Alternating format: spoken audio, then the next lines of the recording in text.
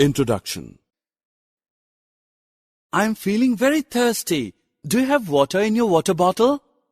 Yeah, take it. Now I'm feeling fine. Today there is no air around. You are right. Today is very humid. It is reported in the morning news that today's weather will be humid and it may rain. Children, in this lesson we will learn about air, water and weather. Objectives. At the end of this lesson, you'll be able to tell the importance of air and water, explain the composition of atmosphere, describe water cycle, define weather and explain various factors on which it depends. Differentiate between weather and climate.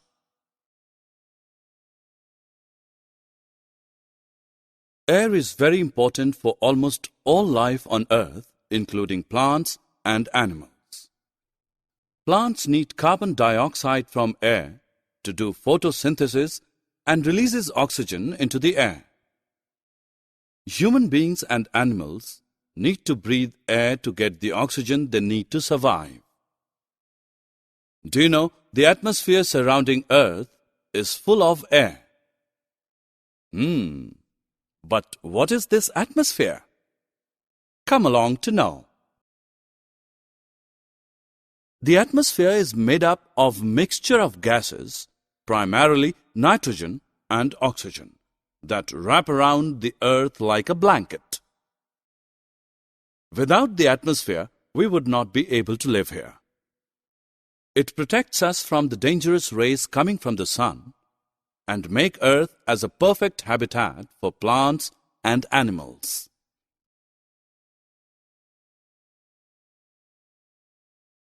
We know air is very essential for our life, but did you ever wonder why water was so important?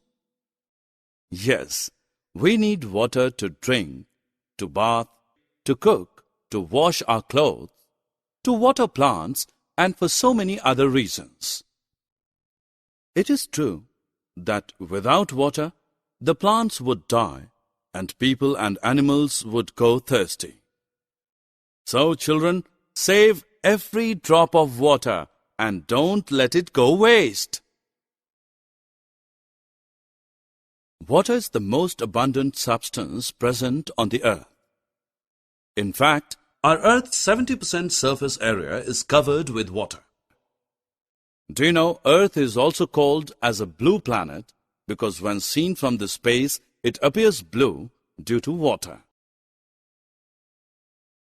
Water exists in three states: solid, liquid, and gaseous. Ice, snow, and frost are examples of water in the solid state.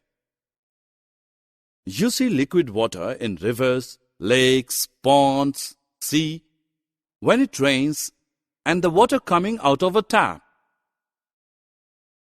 Water vapor is a gas in the air. You can't see gas because it is invisible.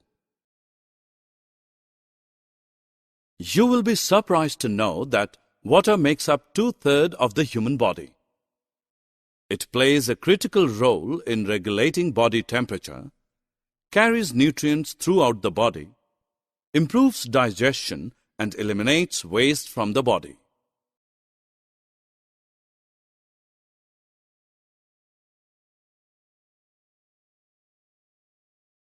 Have you ever wondered where does all the water in rain come from? Well, there is always a certain amount of water vapor in the atmosphere. It comes from the Earth's surface water like oceans, rivers, and lakes. The heat of the sun heats up the water from the surface of these reservoirs and changes water from the liquid state to the gaseous state. This is called evaporation. High up in the atmosphere, water vapors cool down and form clouds. This is called condensation. When the water molecules in clouds begin to collect, they form bigger droplets and fall down as rain, snow, or hail depending upon the temperature. This is called precipitation. Finally, the water reaches the water bodies and gets collected there. Well, you can see water is constantly cycling from land to air and back to land again. This process is known as the water cycle. Therefore, kids, water on our earth will never come to an end. Hey, did you check today's weather forecast? No? What is this weather? Basically, weather is a condition of an atmosphere at a certain place and time. Well, the weather depends on many factors such as temperature, humidity, and air pressure. Come, let us learn about these factors.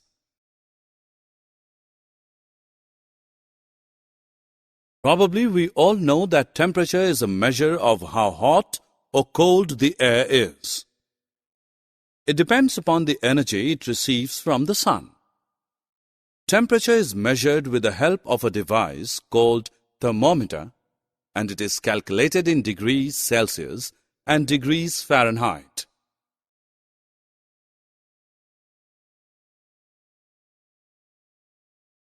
Another important factor influencing weather is humidity. Humidity is the amount of water vapor present in the air. Yes, the air around us is full of water. You can usually see the water evaporates from lakes, oceans, rivers, and even from the trees. When the humidity increases, we sweat a lot and feel sticky and uncomfortable. When the humidity in the air reaches nearly 100%, the air can't hold too much vapors, and if the temperature falls at that place, water vapors return to its original liquid state. As the condensation happens close to the ground, mist and fog is produced. And very high up in the atmosphere, clouds are formed. Eventually, water from the clouds return back to the earth in the form of rain, snow, or hail.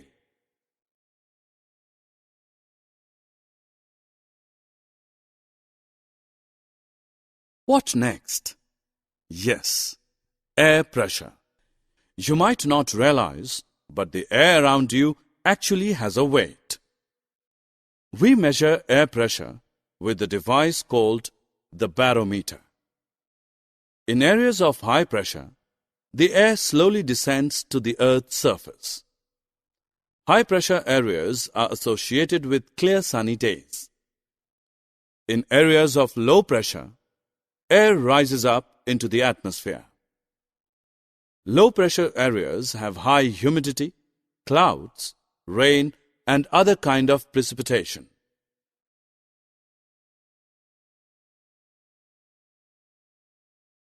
Is weather and climate the same? No. Areas' long-term weather patterns determines climate. For example, areas near the equator have warm climate, and the areas near the poles have much colder climate. So, children, now you can easily differentiate weather from climate.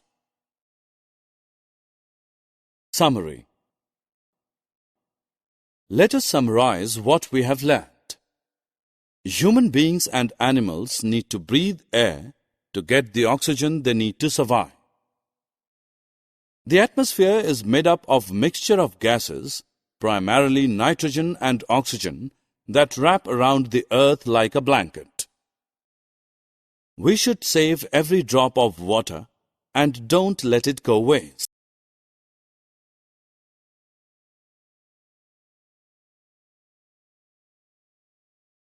Water plays a critical role in regulating body temperature, carries nutrients throughout the body, improves digestion, and eliminates waste from the body. The process of constant cycling of water from land to air and back to land again is called water cycle. Weather is a condition of an atmosphere at a certain place and time.